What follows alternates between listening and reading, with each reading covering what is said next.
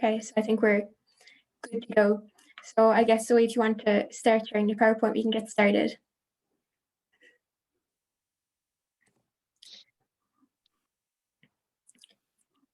So Mairead, if you want to introduce the Mentimeter. Yeah, okay. So I just have a few questions up on Mentimeter, kind of about fast fashion. So if you could go to the site there, and it'll just come up as a bar, and you can just enter the code, and I'll have the question up. Yeah, so it's just menti.com. I suppose a lot of us might have used this before in our webinars and whatever we've done, but it's just to get a bit of knowledge, a bit of feedback on what you know. It's just answering maybe 2 quick questions. So if you can go to the website. And the link is in the chat there as well, and the code is 8537412.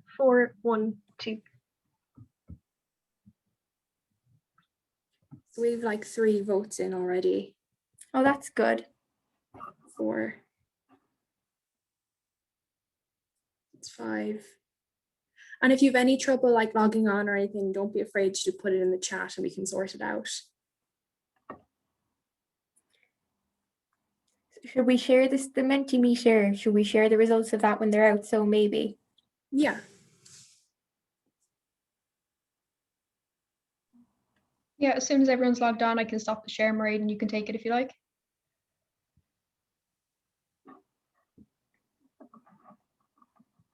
Yeah, I have 6 in so far. Yeah, sure, we'll get a few more and then we can. This is just really just to give us a basis, and I suppose just to get a bit of feedback on what we all know about fast fashion, because obviously it's an important topic, but it's not something that we might all have a lot of information on, which is totally fine as well, I'll add.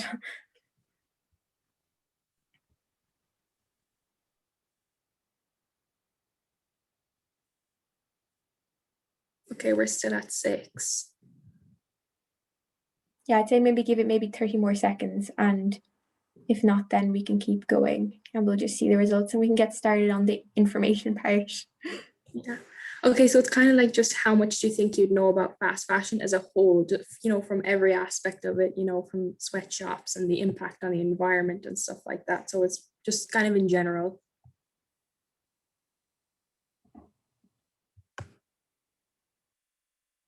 Okay, we've got 7.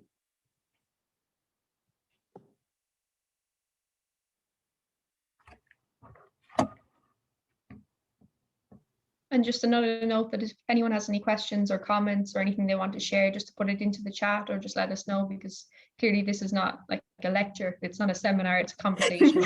Hear what you guys have to say about this. So definitely just let us know if you have anything to say. Just shout into the chat. Okay. We don't mind shocking the Gaelga anyway. Yeah, so I'd say now we can just show the results of that and get Okay, moving. so here the majority say like, you know, 7 out of 8 say just that like a little bit. They know a little bit about fast fashion, which is really good. That's okay. Like, and we really hope you learn something new then from our webinar. Mairead, are you able to share the results on your screen? Yeah, I'll have to screen share. Sorry. Okay. There. Can you guys see it? Yeah, we can. Okay. Yeah, so Thanks, Mairead. So yeah, it's okay that you know like just a little bit. I mean, like we're not experts on it either. So we just really, our main goal is to just educate and spread awareness about the different aspects of fast fashion, and we really hope you learn something new. yeah, that's kind of like our main purpose, I think, as well. We've learned so much throughout our project, but definitely we don't know everything, and we definitely didn't know a lot before we started it. Yeah, and so the next question is, what are some words you would associate with fast fashion? So again, this is just a general question about fast fashion, like the different parts of it, you know, any word. Like any word that kind of just comes off the top of your head, I guess, when you think about it first, is what we're looking for.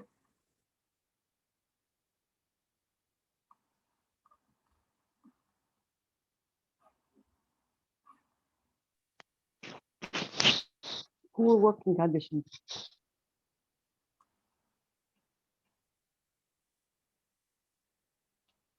So if anyone just, like, it doesn't have to know a lot, but if anyone has any idea of all of any word that you might associate with fast fashion, yeah, exactly. Damages the environment, yeah. Exploitation, of course, that's a big aspect of fast fashion. Landfills, microplastic, and labor workers.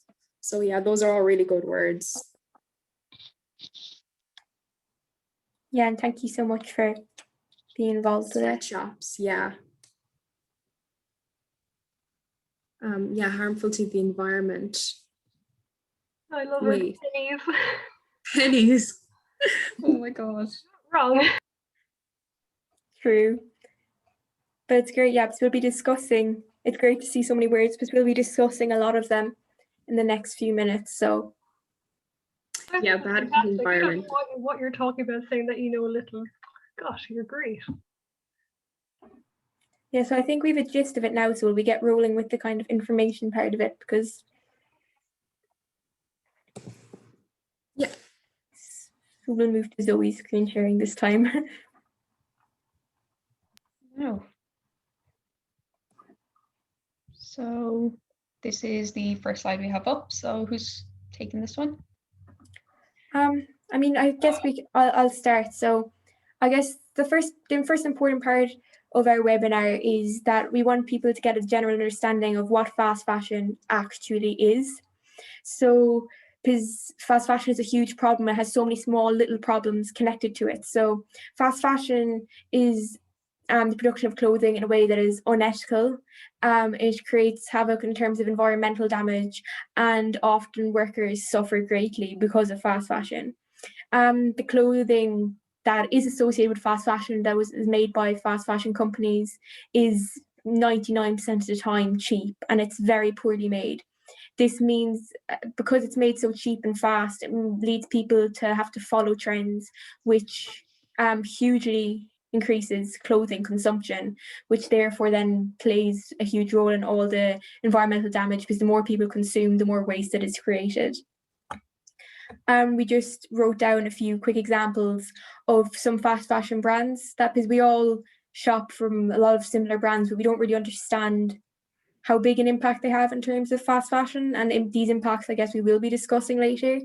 So in terms of, we just have a few here, like the few we'd all kind of have heard of, you know, Primark, Zara, Boohoo, H&M and Topshop. These are all kind of your just kind of normal main high street shops that do hugely successful, but a lot of people don't know why, and that is because of the fast fashion model that they follow. So I guess if one else wants to take what the effect is. That's also, like, it's also worth noting that it's not just these cheap brands that are complicit in fast fashion. Like brands like Gucci and Prada, like they're also really cutting corners in terms of the environment and labor rights as well. Like appearances deceive massively, especially with fast fashion. Yeah, I think that's really important to mention, because a lot of the time people think like, oh, something's expensive, it can't be fast fashion. But these brands like are just so well renowned, like Judith said, in terms of like Gucci or Prada, or even stuff like we might buy like Superdry, stuff like that are at like the higher end of the scale. Like they're just so well renowned that they can afford to like charge a high price, but also like not pay workers properly despite the huge profits, and still cut corners in terms of environmental damage, that like they can just afford to charge a high price because of their successful brand name. That doesn't mean they're not damaging, I think is important to realize. And I see there we have Good On You written down, and Good On You is basically an app, and you can just type in any clothing brand, any fashion brand, and it'll come up, and it'll show you kind of behind the scenes of the brand, and it'll kind of tell you how ethical it really is towards its workers and how good it really is toward the environment and things like that. So I would really recommend you download it and check it out. And as Maureen said, I think it's really important that you do your own research, because some brands like Gucci and Prada are really renowned and they are really expensive. So you might think that, oh, they're ethical or they're using proper materials, but that's not the case in most cases. So you do really need to make your own judgments and look at your own facts and check for yourself. I agree. I've just put the link to Good On You in the chat if anybody wants to have a look at that later. It's a really, really good app, and it shows you like the different, like how brands are rated sustainably based on their labor, environmental practices, and the animal welfare that's associated with the brand. So that might be a little tip for anybody. And also as well, we just have here in the PowerPoint, as you can see, that it's important when we talk about fast fashion to understand that, yes, it affects the environment and affects workers, but it affects all of us. And a huge way it affects consumers from day to day that not many of us might have thought is false economy. And the basic meaning behind false economy is that we think that, like, oh, we're buying something cheap because we're saving money. And especially at our age, we know where we mightn't have a huge maybe source of income, we tend to go for cheaper options. But then because fast fashion ultimately is a lot of the time, not all the time, but a fair amount of the time can end up being poor quality clothing, this breaks down faster. We don't get as many wears out of it, and we basically end up having to buy more. So we end up spending more of our money over a longer period of time. So we definitely recommend investing in brands that are sustainable, which we'll be talking about later, but investing in clothing that you know you will last you for a long period of time. Yeah, so should we go on to the next slide? So I'm pretty sure water pollution is up to Zoe. Yeah, so basically the first part of the water pollution that we want to focus on is to think first off how much water goes into the actual production of materials and clothing. So after we have a look at, because clearly water pollution in terms of dyes and chemicals and microplastics and how that affects the people living around the water sources is huge.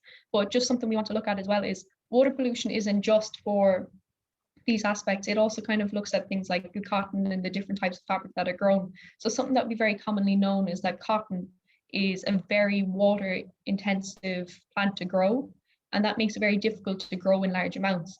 So to grow, let's say 1 kg of cotton, it takes upwards of 20,000 litres of water. So that's a huge water waste, and cotton is primarily grown close to the equator. And as we already know, countries close to the equator tend to be more developing countries than developed. So this puts a huge strain on the water resources available to the people who live nearby. And cotton is a huge aspect of the fashion industry. Cotton represents more than 90% of all natural fibers that are used in clothing. So that's a huge percentage. And if we're going to grow organic cotton for the amount of water that's used, it's going to take up so much more resources. But on the other hand, cotton is a preferable alternative to synthetic fibers, because as we're going to look at with microplastics, synthetic fibers are a huge problem for the oceans, but they're also a huge problem for the people who have to live near the sources of the oceans, where it's, you know, it's thrown in and we have all this waste debris that comes up around the area. Yeah, I think they're all really important points. Definitely, I think. From the cotton and the fabric production. Sorry, your Wi-Fi lagged there, Zoe. You can keep going. Sorry, Sorja. Aside from the cotton and the fabric production, something we want to look at was the chemicals and the dyes. So possibly the biggest aspect of water pollution would be chemicals and dyes and the key pollutants that would be in the water. So things like a lot of the facts that are up here now will be stuff that we'll be discussing further, but 90% of all wastewaters in developing countries are discharged without treatment. And that is an absolutely huge statistic. So 90% is a ridiculous amount of water for all the wastewater that's discharged without any treatment. And that means that all the dyes, all the chemicals, everything that's in them, it just gets flushed straight out. And examples of items that will be in the water, pollutants, are lead and mercury and arsenic. And those are really toxic, very dangerous chemicals. Those are being released out into the area surrounding these factories and these plants and stuff. And this is a huge problem for people who live nearby, because this pollutes their natural water source. This pollutes their fish stocks, their livestock, anything they want to use, and it creates a huge source of illness. So what we really need to do to solve this particular problem would be put a lot of pressure on companies and factories to start treating their wastewater. It's a huge problem, and it creates such a big issue for everyone that lives around it. So it's really something we need to look at, because it doesn't just affect developing countries.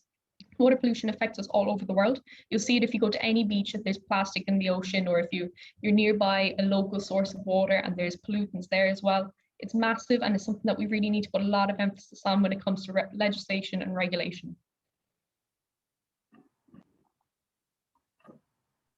I can't remember which river in China. I think it's the Yangtze River, but there's a lot of factories around it, and it's particularly dyeing factories for clothes. And apparently you can tell what color is in like in season, judging by the color of the river water. Oh my God. Which is terrible to imagine. And just going back to the cotton as well, I think it was the Aral Sea in Uzbekistan. It's actually a lake, but it's confusingly called a sea. It went from being the 4th largest lake in the world to now being 90% desert, because there were cotton production factories. There's cotton production going on nearby, and the cotton was soaking up all the water. So even if you're buying organic cotton, it's still better to buy less of it because the amount of water it uses. Absolutely. Yeah. I think the most important thing with the cotton and the fabric production is to try your best to buy secondhand and upcycle clothing, as opposed to buying all this new clothing all the time, because even if it's sustainable and it's, ethical consumption, it's still causing some sort of damage to the environment. So less really is more when it comes to fashion.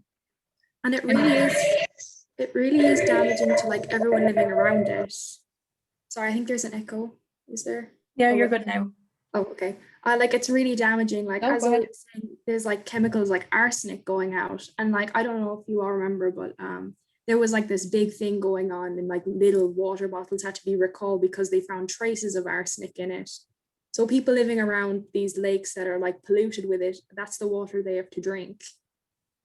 Yeah, I think that's really important. Is that, I think water consumption and pollution, like at every stage of what we buy, like it plays a part in every single stage, from the cotton to the production, and then when we fly it, we're then washing it, which is creating microplastics that will reach our oceans, and then when we dump it, it goes to landfills, and all the harmful toxins and stuff often reach the ocean. So I think it's just important that, like as we saw like international examples, like I know that in geography as well, we were doing the Ganges, which is a huge leather and textile production area, and the fact that the water is ruined there, like it's totally and utterly ruined because of dyes. And this is like in developing countries, like this is people's source of life. It's their source of income from things such as fishing and travel. It's also like it's their source to wash, it's their source to drink. So I think that fast fashion, I think it's important to think about it with a very open mind, but also a mind that it might seem a million miles away, but we're directly affecting other people. And I think we can all understand that it's a start to bringing about change. Absolutely. And I think a lot of people don't realize just how much pollution happens as a result of the fashion industry. Like 93% of all chemicals produced worldwide go to the fashion industry. They're produced for the fashion industry. Like that is a terrifying statistic when you take into all the other areas that are used. Like that is so much more than even the medical industry or the military, anywhere. Like fashion industry is 93% of all chemicals. That is just absolutely terrible to think, because most of those chemicals are released back into the environment, but at these developing countries. And I think Ben and Judith are going to talk about this later. We have to acknowledge that these developing countries are mostly people of color. So this creates a further kind of divide between the developed and the developing countries. Like it's a huge issue. And again, like so said with the microplastics, for every wash of a piece of clothing, you release almost 2,000 microplastics are released per item of clothing you wash. So if you want a whole wash of clothing, that's just a huge amount of microplastics that are released straight into the oceans. And they're not treated. So they wash up, and that actually introduces plastic into our food chain, because smaller fish will eat microplastics and they're consumed, and it goes up and up and up. And then we end up eating these plastics. It's just a horrible thought. And it's not right that fish and marine life should be consuming these plastics either, because it's not reasonable, and we wouldn't stand for it if it was humans. Absolutely. And I think as well, Judith, if you just want to just touch on, before we move on to the next thing, you can just touch on what you put in the chat there as well. Yeah, so like the Ganges River, how you're saying it's such a huge center for textile production as well. That's a sacred Hindu spot. It's a sacred religious spot, and it's just so awful to see the place that local people cherish so much being destroyed by negligence and just greedy companies, and I think that brings us like to another important point, that even though that these industries are mostly run by people in the developed world, a lot of the production is moved to the developing world because we want it out of our sight. We don't want to have to see all that damage. So it's more vulnerable people's lands who are polluted, just for our own benefit. So that's one of the aspects that I think kind of got me interested in this topic, and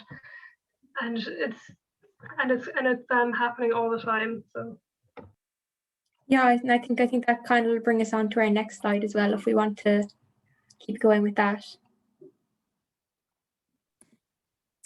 Yeah, so I'm just going to talk about like the emissions from fast fashion. So fast fashion is responsible for 10% of the whole globe's carbon emissions annually. And fast fashion factories emit heavy greenhouse gases into the atmosphere. And it's 1.2 billion tons of carbon dioxide that's emitted annually. And it's predicted by that 2030, the fast fashion industry's greenhouse gas emissions will leap up to more than 50% of the global carbon emissions, rather than 10%, which it is now. And the fast fashion industry will use more energy than aviation and shipping combined, which is way too much. And like emissions really do play a big part in fast fashion as a whole, and the effect it has on the environment is detrimental. Like we're already seeing the effects from polar ice caps melting to more like acid rain and hotter summers. And I actually wanted to focus in on an article done for BBC by a managing editor of Environment and Urbanization, Christine Rowe. She stated in the article that a single pair of Levi's iconic 501 jeans will produce the equivalent of 33.4 kilograms of carbon dioxide across its entire lifespan. The whole lifespan of like the pair of jeans from factory to consumer until it ends up in the landfill. A third of those emissions that make the jeans come from its fiber and fabric production, 8% from cutting, sewing, and finishing the jeans, 16% come from packaging, transport, and retail account, and 40% come from the consumer themselves when they wash the jeans or dispose of them in the landfills. And I think it really highlights the effect of individual clothing too, and like these tiny pair of jeans can make such an impact overall in the environment. So instead of binning them, the best way to go about throwing out old jeans would be to consider selling them or like donating them rather than binning them. They'll end up in like a landfill otherwise. You could also go to your nearest charity or secondhand shop so they can be given a second life. You could also sell your old pair of jeans on websites like Thriftify or the app Depop. And if there's a way to upcycle your old denim by turning them into something brand new, like a bag or a bandana, that's also a very sustainable choice. And if the jeans are being binned because of like a tiny rip or a few tears, maybe consider sewing or patching them back together instead, because it all makes such a difference. I think if everybody, I saw the statistic, if everyone bought one used item this year instead of one new one, we would save enough energy to light up the Eiffel Tower for 141 years. It just makes such a big difference. It really does. Like if everyone does just one part, we could just save so much. Yeah, definitely. So I think we don't realize, like I think maybe emissions and greenhouse gases are part of I think they're a part of nearly every environmental issue. So maybe they're parts that we don't, as a result, we don't look at as deeply. Do you know, like we're talking about, I suppose, a problem that would be quite unique to sweatshops. I mean, quite unique to fast fashion would be sweatshops. I mean, like obviously it has effects on other climate issues. So like people would pay more attention, but I think as well, like emissions, because they're such a kind of generalized, they play a huge role in climate change in general.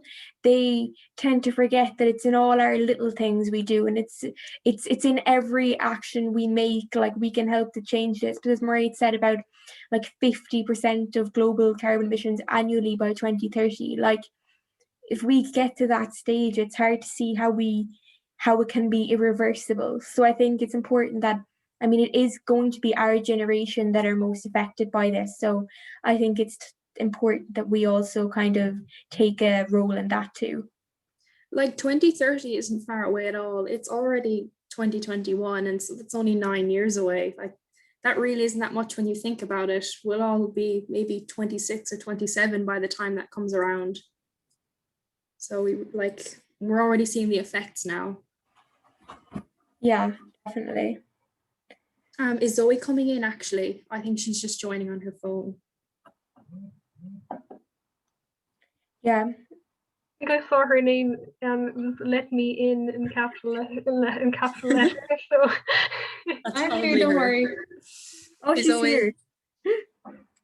Can you move on to the next slide there? Oh, landfills, we're on it. Landfills, sorry. yeah. I'm here. Can you still see my screen? We can. Perfect. So I think it's Ben is taking landfills. Yeah, so I'm going to talk about the landfills and how our clothes are disposed of and where they go after you wear them. So I'm just going to start off by saying that, as you can see on the slideshow, that we in Ireland we send 63,000 tons of textiles to landfills each year. That is like so much. I don't think you really realize and think about how much that is. Like, it's just incredible. And EU citizens are now consuming 26 kilograms of textiles per person each year, 11 kilograms which we discard, often with 1 year. That's just so little time that we have with our clothes. And I think, as Márta was saying, that we definitely do need to think about fixing our clothes before we throw them out and giving them a good life. And I also wanted to say that since 1996, the amount of clothes bought in the EU per person has increased by 40%, which has reduced the lifespan of clothing. And that's just, again, just so crazy. And almost half of what we donate to charity shops and clothes banks does, again, enter landfills. But that's not to discourage you in any way from sending them to charity shops, because it is so important to keep them out of landfills for at least a while, just to give them another life. And in the EU, 87% of clothes that are sent are incinerated or landfilled, which again is just so much. And in 2018, the EU exported 229 million kilograms of used clothing to Pakistan alone. That's just one country that our clothes are being sent to, and 87% of that is incinerated or landfilled. And just think about how that is affecting Pakistan and the other countries that we are sending our clothes to. Because if we were to send those clothes here, that would just be on our beaches everywhere. And I think it's just, we really need to be mindful of where we send our clothing and to give them another life. I think it's enough clothes. The amount of clothes just like sent to landfill annually would fill up Sydney Harbour. Anybody who hasn't seen Sydney Harbour, it's a huge place, because they're really into fishing and everything, so it's really scary to see all that there. Yeah, I think that kind of brings it into scale. And I think as well, as Ben was saying about charity shops, like charity shops are obviously vital. I mean, for two reasons. One, because you're giving your clothing to a place that is creating money for people who need it most. But I think it's important to realize that maybe giving our clothes to, definitely, like as Ben said, like we would never discourage anyone from donating to charity shops, but maybe to be mindful to donate to charity shops that are like specifically local or something like that. Because like I was reading an article online a while back, and like lately, especially with COVID and people doing clean outs and stuff like this, like charity shops can become overwhelmed with clothes. And I think two important points is that one, we need to make sure that the clothes we are giving to charity shops is of good enough quality to send on, because otherwise we're just creating more waste. Because if clothes aren't wearable, they're then waste. They're not going to be, unless we upcycle them, which of course is a brilliant thing, but charity shops can't do that for us. That has to come from ourselves. So definitely, I think, be mindful of where you give your clothes to in terms of charity shops, and make sure that what you are giving can be loved by someone else. I think they're definitely two important points, because charity shops stop so much clothes from going to landfills once we do it carefully, I think is the best thing. One other thing that's really important to add to that is when like shopping in charity shops, or like there's a recent, like in the last few years, there's become, you might have heard of the trend of like going thrift shopping. All you see it all in the Instagram for you pages, but like it's extremely important to acknowledge that sustainable fashion is extremely privileged, and like people who can only afford to shop in charity shops, it's so important that those of us who can afford to shop at more expensive sustainable brands leave enough good quality clothes for people who actually need them, because that's the new problem that has emerged in the last few years. I think the term for it is gentrification. So it's like when people of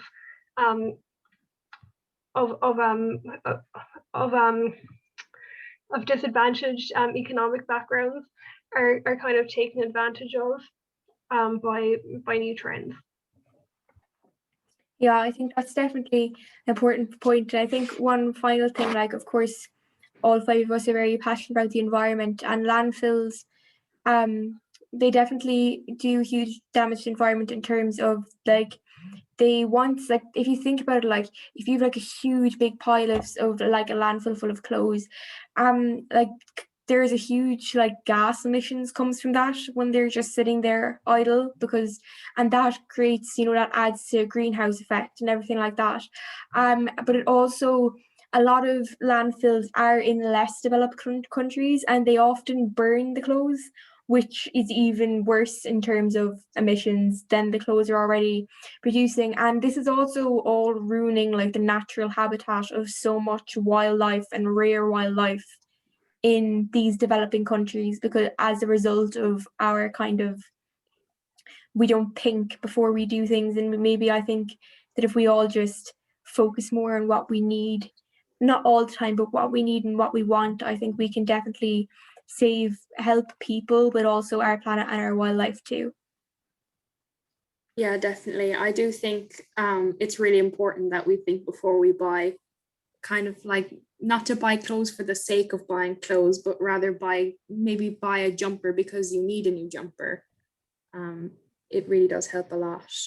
Remember, the most sustainable item you can have is what you already own. And Exactly. so if you already own old clothes, you can upcycle them. And I have a few examples here that I think I'm supposed to show now. Is that true? Oh yeah, Yeah. absolutely. We'd love to see them. Okay, so over quarantine, I got myself into embroidery, and I'd really recommend it. It's so great for upcycling clothes that you don't wear anymore. Like especially if you have like a tiny hole in a jumper or something that that you're not skilled enough to sew up properly.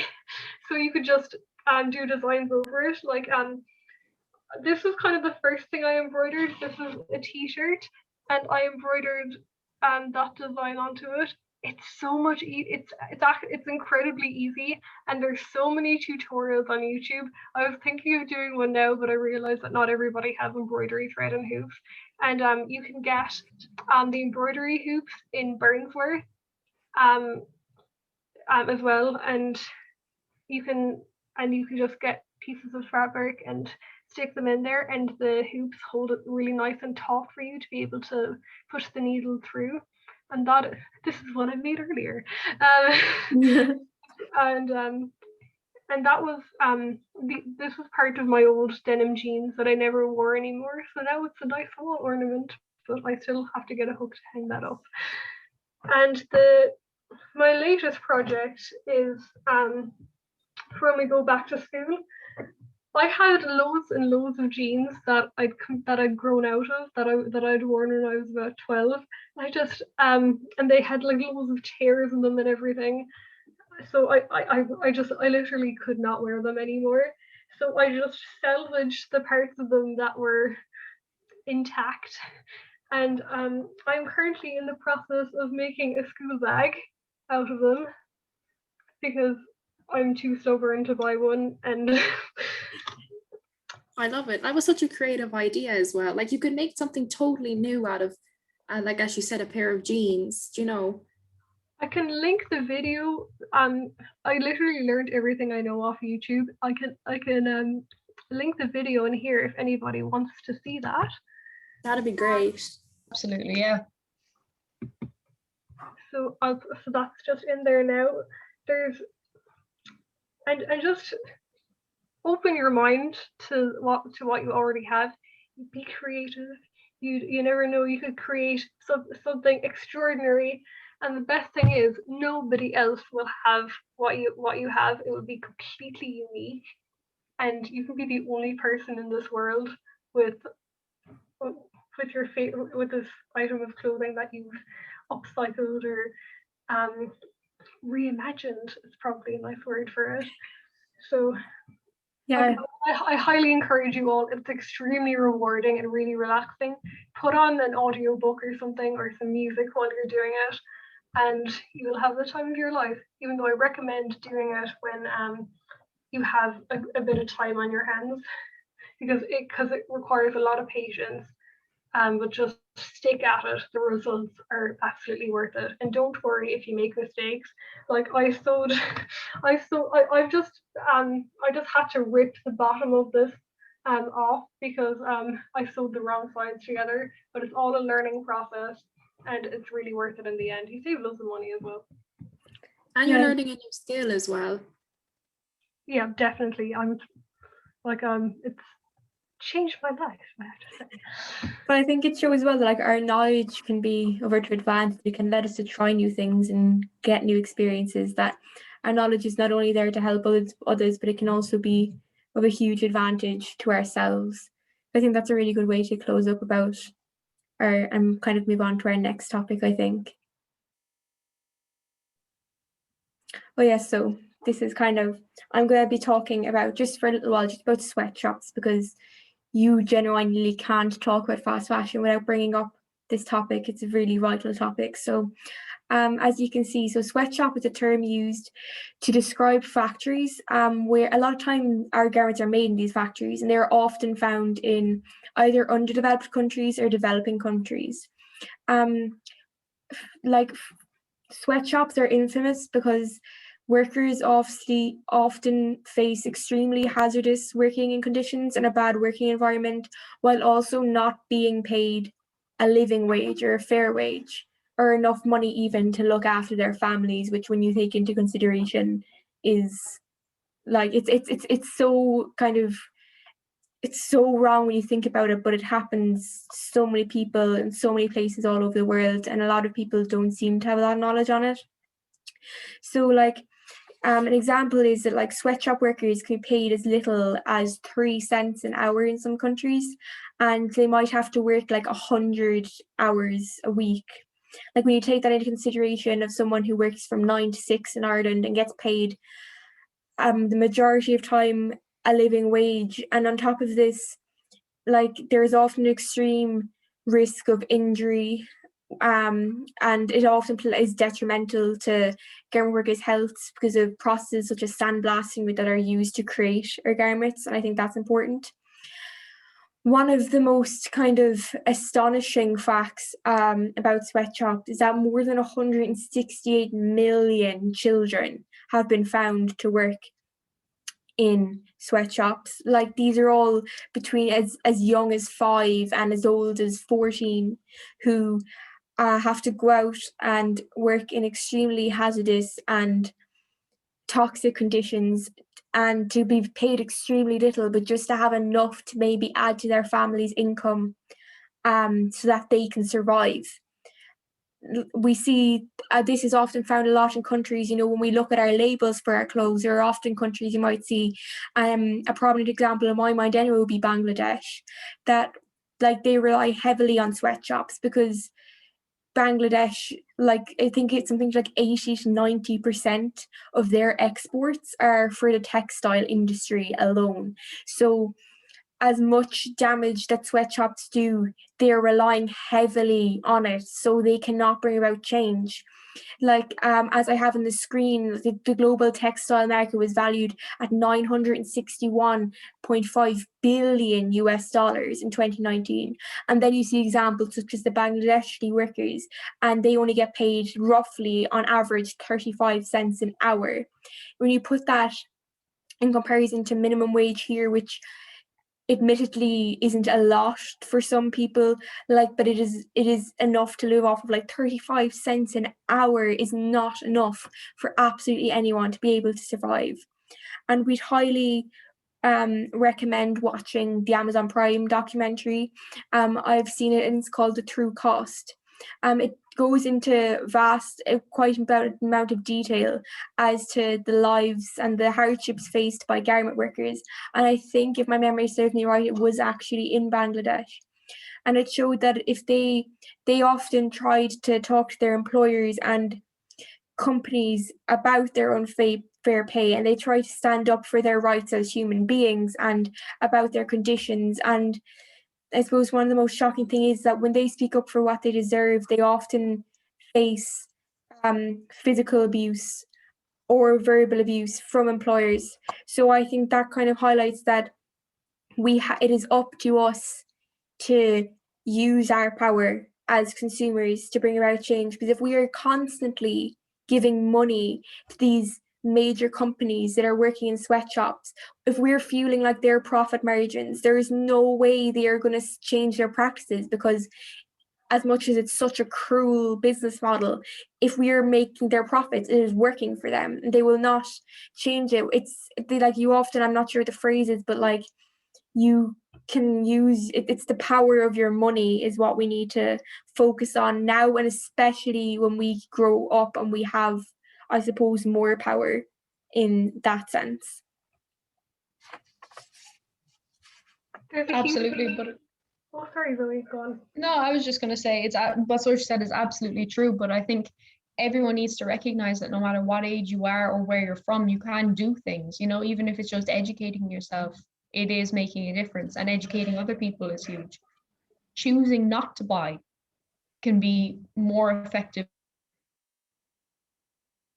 than choosing to buy sustainably, because anything that diminishes the amount of a demand there is for fast fashion is going to make it so much easier to get fast fashion companies to stop producing these awful items that are made in these awful conditions. Can I just say, to add to Sorcha's point about the sweatshops, have you ever gone in, picture yourself in a shop like H&M or Zara or Penny's? How many times have you seen a t-shirt that says girl power or I am a feminist?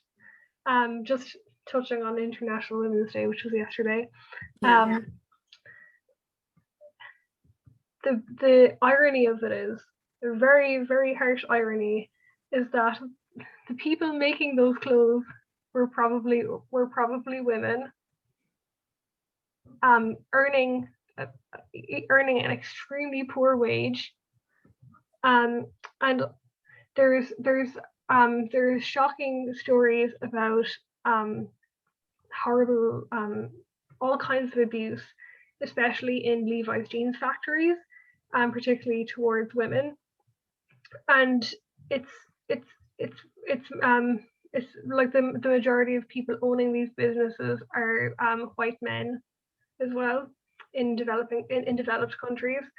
So the next time you see a feminist slogan on on a fast fashion t-shirt, it's a mockery. Don't listen to it. Yeah, definitely. I think that just all comes back to the fact, as Zoe kind of touched on, what are the solutions? And like ultimately, as I said, a huge one is the fact that we have to kind of use the power of our money, because there is no other way to get these huge brands to bring about change.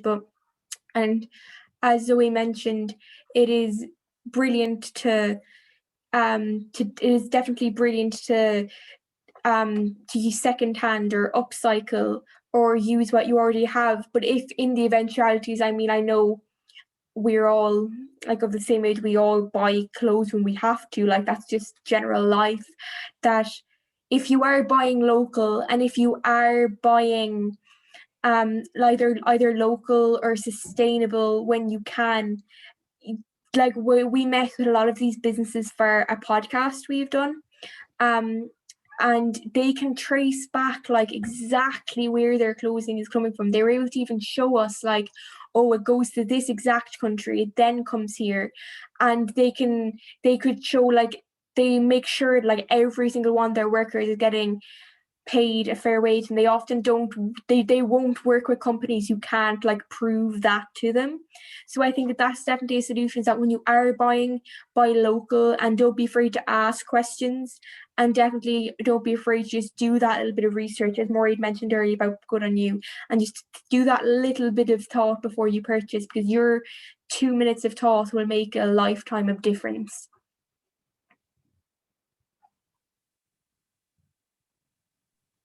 Okay, so are we going on to kind of the Q&A section? What's next? I think myself and Ben were going to talk about racism in the fast fashion industry as well. Oh, definitely. Off you go. Ben, would you like to start first? Yeah, I'll start off. I think it definitely does tie into everything that we've talked about. Like it affects every stage. Like it affects what you buy, it affects where it goes, it affects how it's made.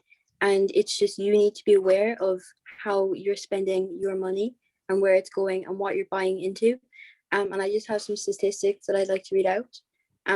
So 70% of rivers and lakes are contaminated by 2.5 billion gallons of wastewater in China, India, Bangladesh, Indonesia, and Zambia.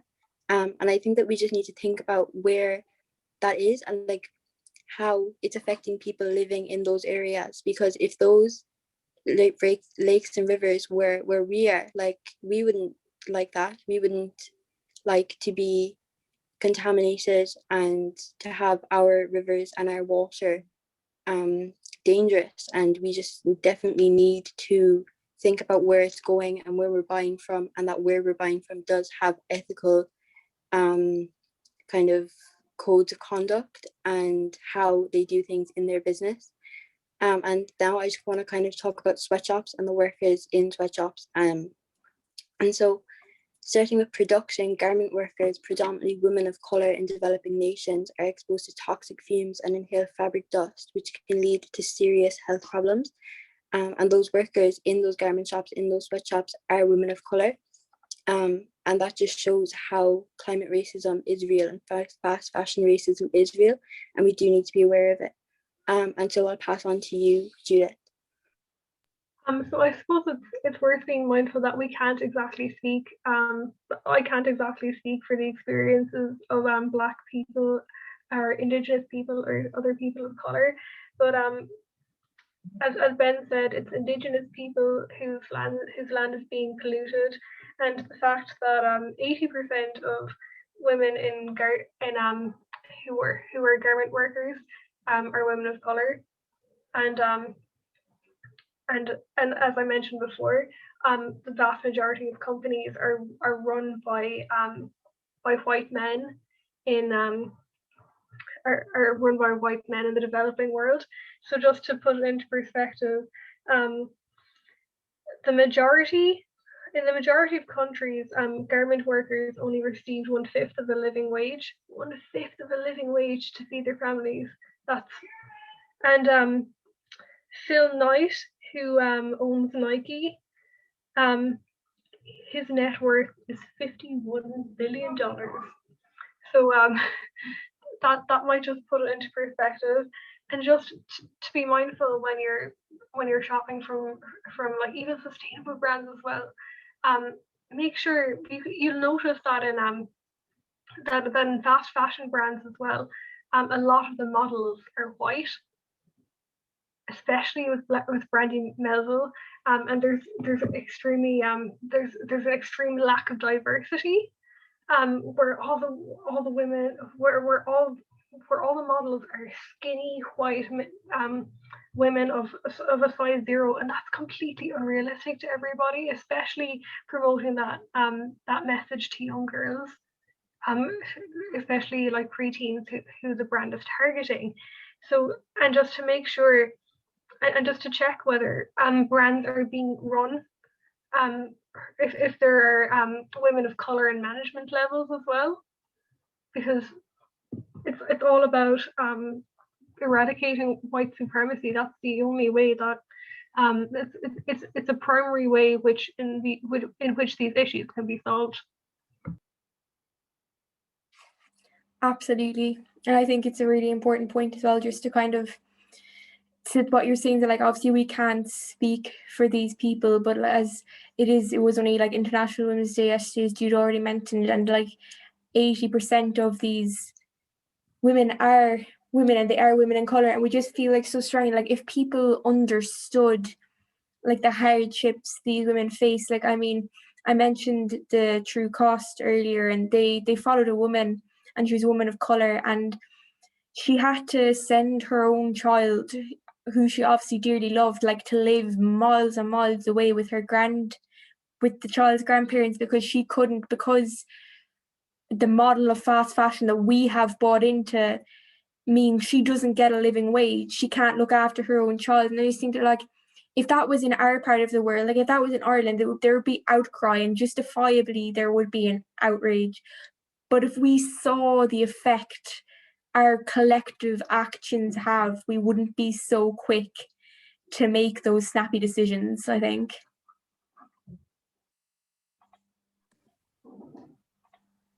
Yes, that kind of really, like, education really, and just learning about these women and what they have to go through, and just see it for yourself, and it really is affecting them. Yeah, and I mean, something that I think people find difficult, because especially like Judith was saying, is look at all the different parts of the company, you know, not just how they affect environmentally, or not just how they affect people, you know, in terms of workers. I think it's really important. Some people don't know where to start with that. So on Good On You, like we were saying earlier, Good On You will give you ratings and all information about the brand, but also it has a feature that allows you to contact the brand directly.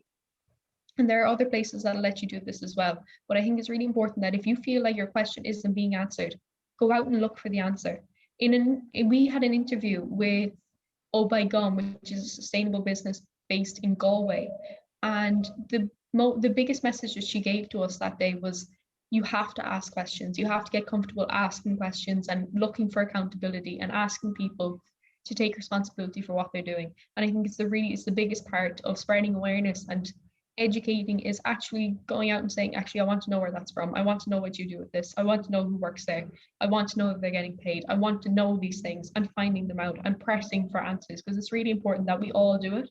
Because if people aren't actually looking for this information, you're not going to find it.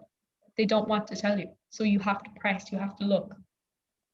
And if they really are as sustainable as they're saying, you know, they'll be open about where everything comes from. Like, you won't even have to ask, because it will all be out in the open if they really are as sustainable as they say they are. Yeah, definitely. And I think as well, just quickly, I'd like to kind of roll in with what Marie was saying, just to touch quickly on the topic of greenwashing, because it is something that, especially now with the age of social media, greatly affects most of us.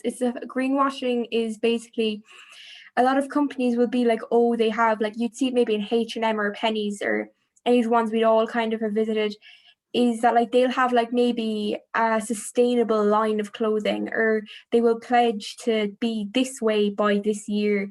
And a lot of people then will think like favorably of them and give them support, because like, oh, they're doing their best for the environment, I'll support that. But the awful thing, and the thing that's kind of sad about it is the fact is that the main problem with it is that a lot of the time this is actually like a marketing ploy, because they know that if they talk positive about the environment, that is such a topical issue at the moment. It is such an issue that is important to so many people like us at the moment, that people will buy into them. So the main thing is like a 5-minute, like the app we mentioned, good on you, like a 5-minute research, or even a Google search, like just see like, are they doing what they're saying? Because if they're not doing what they're saying, they're greenwashing and they're also lying to you. And it is sad that we should have to do that, but companies' main aim is always never going to be to make money. And a lot of the time with these big, huge companies, they don't care what way they're making that money once they are making it. So I think we have to use our own sense with that, and we have to use our own power, because if we educate ourselves, it is the only way we can change our actions and the actions of those around us.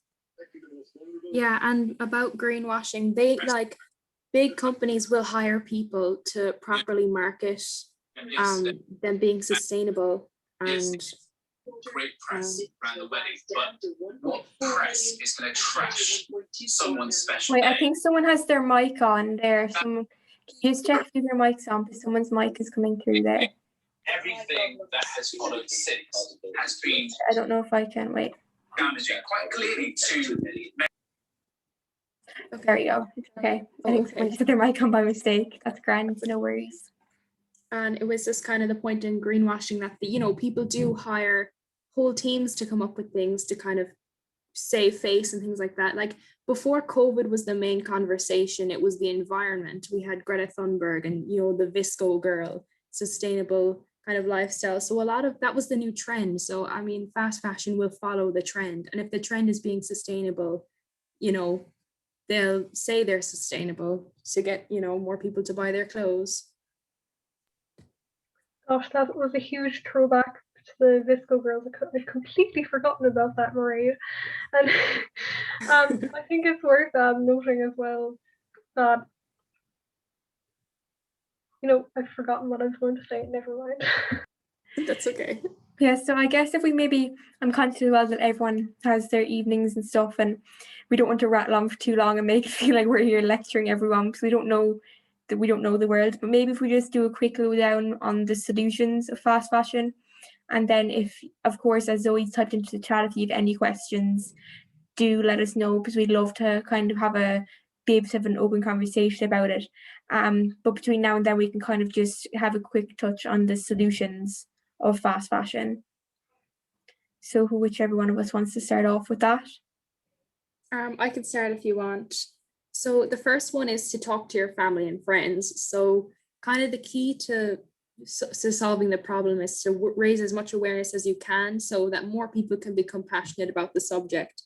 And a good place to start would be to talk to your friends or your family about fast fashion or anything new you've learned, even from today, or anything you learned from your own research. Definitely is really important. And yeah, I think Judith wants to come in there as well. Oh yeah, of course. Just say, as a tip for anybody talking to their family and friends about it, don't talk about it too much. I've made that mistake so many times, and I've ruined many family dinners.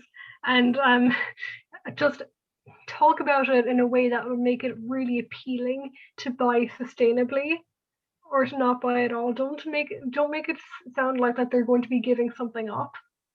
Because because that's the key, because otherwise they just won't want to listen to you at all. If they're anything like my family anyway. I don't know about the rest of you. No, definitely, I agree. Definitely make it sound appealing. Yeah, and as well, I suppose we've already talked about, I won't spend too long at the solution, because I think we've already given a lot of information on that tonight, but just one of the main solutions we can all do is that little bit of research before we buy. And one more time, I just want to mention, good on you, that it gives a rating like out of 5 in terms of the working conditions endured by the workers, animal testing, the environmental impact. Like it gives you a lowdown, like it is all the research done for you, so you don't have to be there trying to like scroll through Google and not knowing what's real and what's fake. It's a trusted app, and it has all that research done for you. So one lookup of a brand before you make a purchase is absolutely all you need to do. And I suppose as well, as I'm talking about purchasing, we can't emphasize enough, the power of using what you have. Like, no one's saying don't go out and buy clothes anytime, because like we all that's just not that doesn't exist. But the best way to be sustainable is using what you already have, and not being afraid like, oh, I've worn this outfit once before, like no one will care in the long run anyway. And just as Judith gave a great example of, was upcycling and creating upcycling and creating out of what you already own. And that when you are buying, to buy good quality, because if we buy good quality clothes, that they might seem more expensive now, but it means that in the long run, like in terms of price per wear, it is so little in terms of the value you can get out of it. So kind of buying what you genuinely love and want to wear, and buying like locally and of good quality would definitely be tips. Definitely. So is there any other solutions you guys would like to talk about? I think it's extremely important to say that while individual actions are extremely important and they really, really need to be done, and we should all be trying our best, it's going to be extremely hard to make a meaningful impact if the fashion industry isn't properly regulated and legislated, because right now those brands are not held accountable at all, and they can practically say whatever they want. So just and I think it's actually a really interesting discussion point. Should we be encouraging them to switch to more sustainable practices, or eradicate them altogether? Because if you think about all the abuse that they've inflicted, like similar to the fossil fuel industry, with all the abuse that they've inflicted on people and on the environment for so long, should we even be allowing them to reap more profit out of even sustainable fashion? I don't know. It's something to think about anyway. What are your opinions on it, guys? Yeah, I don't know. I think I totally get where you're coming from in terms of like, they've already harmed so many people's lives. They've basically punished workers for wanting to have a life that they deserve. And if we're encouraging them to become sustainable, there's a part of me then thinks that the more sustainable we want them to be, the more they're going to try and greenwash us. And trying to map their progress is very hard, because the baseline for all of this is honesty. And we've seen in the past they have not been honest with us. So I don't know what the best way to go about coming more green is, but I think that if we can get a lot of people our age to become interested in making change, the more of us that can have a conversation about it, the more powerful we are. Because this isn't that far away. Like, this is going to be what we want when we're like in our 30s, or what we want when how we want to spend our money when we're making a living.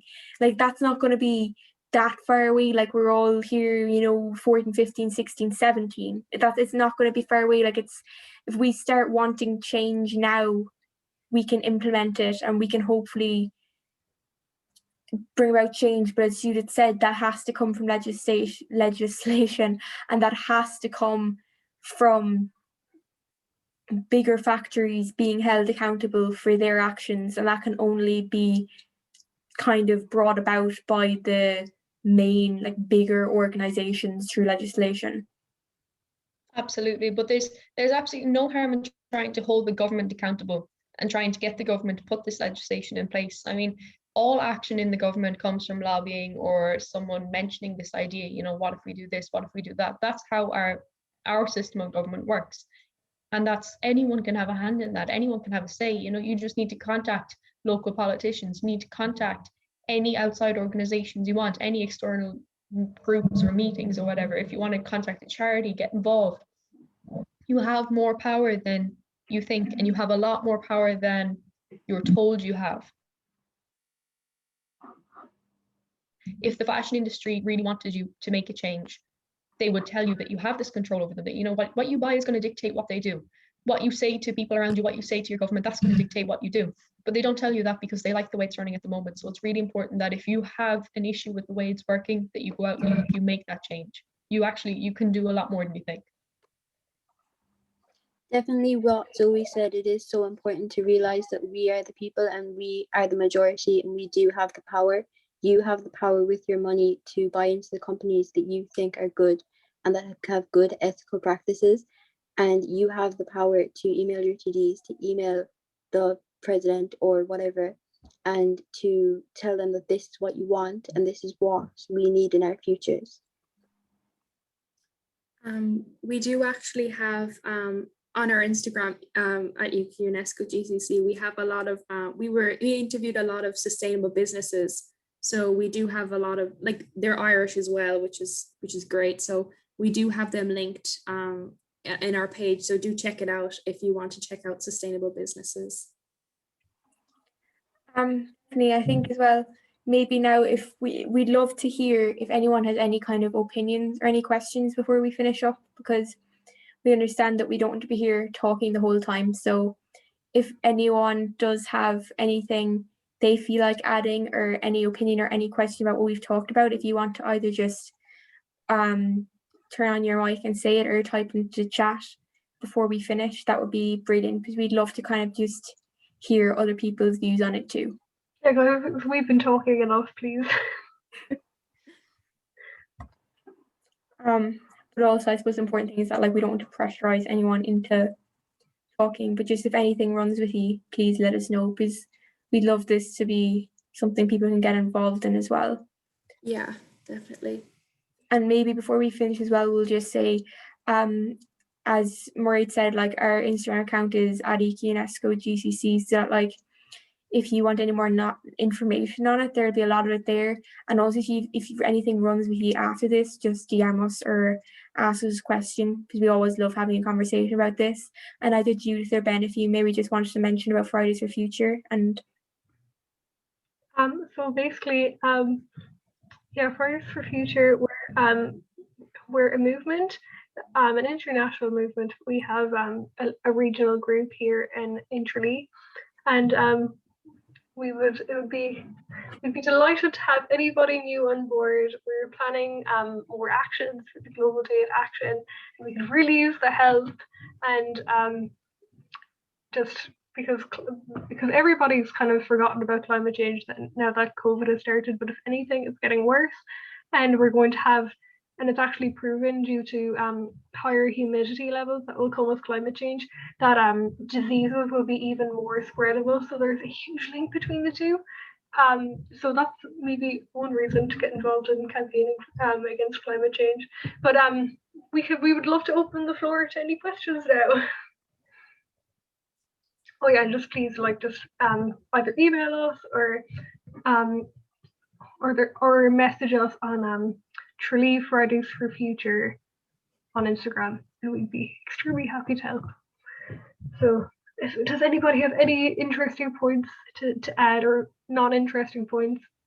Both work really fine. Any points at all?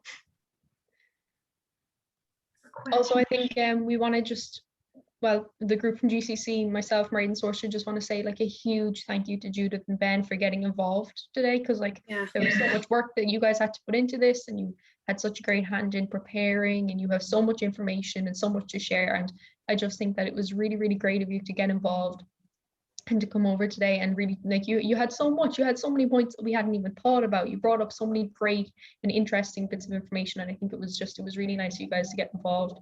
We'd love to have more of you in the future. You know, we'd love to see more people joining the organization, joining the movement, and we would love if anyone from today's webinar really got involved, because it would be huge. It would be huge for everyone. About to cry now. Thank you, Zoe.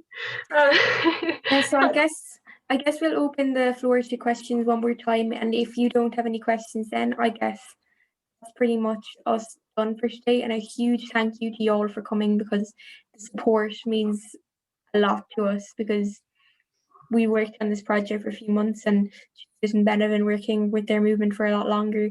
So we hugely appreciate your support. So thank you all for coming, and we'll Yeah. hopefully see you soon. We're so glad for just every one of you to come. Like, you all made such a difference coming here. It really means a lot, guys. Thank you so much. And remember to support Sorka, Mairead and Zoe in their project, because they're doing such a good job. And they have loads. And if you're following their page, they have like this form that they really want you to fill out about what kind of impact. Oh yes, So, it's for reminding me of our own project. Yeah, no, we're trying to. So I guess like a lot of us here today from Gaelchosta, our deadline's really, really soon. So we have a link to a survey and our podcast on our Instagram. And if you could even just have a quick look at some of the podcast episodes, and the survey will take you like 20 seconds. They're all tick the box answers. They can all be found on our Instagram. So just one tiny bit more of support before our project finishes would be of a huge help. So that's basically all from us for today. A huge thank you for coming, and bye for now. Thank you so much. Well, thanks so much, Rosie. I was so glad you could make it in Aoife. Thank you so much. Thank you so guys. much. Thanks. thank you, everybody. Have fun. Have fun trying out sustainable fashion stuff, and just keep yourself informed. And I hope you have a lovely Easter and lovely time at school. I know it's a long road ahead, but I'm going back on Monday, and I'm really looking forward to it. So I hope you have as pleasant an experience as school. I hope that you all stay safe with COVID and everything, and that your families are all well. So I have to sign off now. So thanks so much, everybody, again. Bye. Thank you so much. Thanks, Thank you guys. so much. Thank you Thanks so Thanks much. so much to Selena, everyone that Heather. came to Shun and Saoirse and everyone. Like, this is really great. So thank you.